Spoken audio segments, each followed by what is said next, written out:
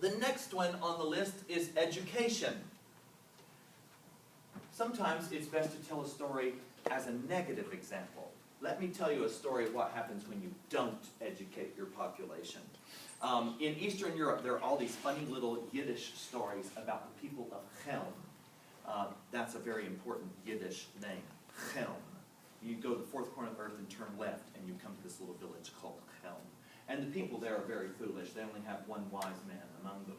The people of Chelm wanted to build a new synagogue.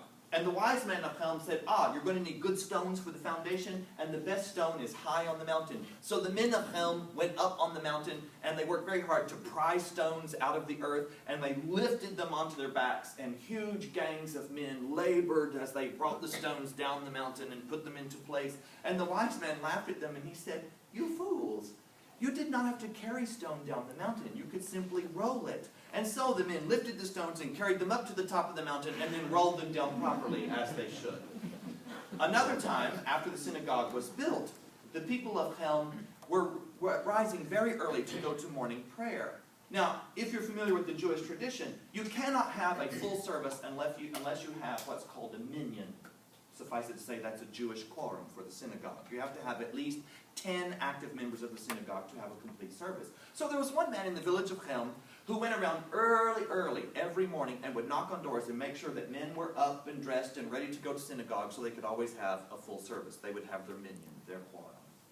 But in the wintertime, there was a blanket of snow across the village, and it was so beautiful to get up and look out the window and see the white blanket of snow across the village. But that man who always got up to wake everyone would ruin the beautiful effect of the snow by tromping through it. There were always tracks everywhere, and people complained about that. And finally, the town council of Chelm said, we can fix that. We will keep him from tracking through the beautiful snow so everybody can see it in its most pristine condition first thing in the morning. And they built a small table, and they put the man who woke everyone onto the table, and then four men would carry him about the village so that he could knock on every door, and he would not track through the snow. This is the village of Chelm. Without a concentration on educating the young people of your community, you end up with a bunch of Chelmers. And trust me, you don't want that. Not so good. The chamber is very active in the area of education.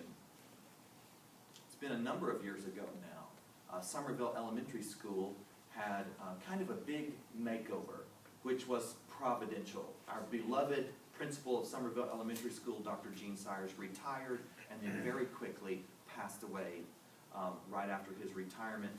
And he had set a tone for that school for 27 years. So now we were a great ship adrift.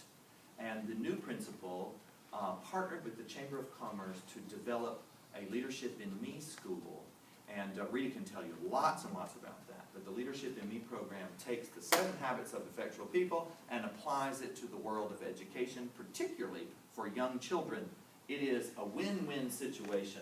The school had a new direction that helped it continue its flagship status in our community, and the chamber had a way to engage the very youngest students and grow confident business owners and community leaders as we go along.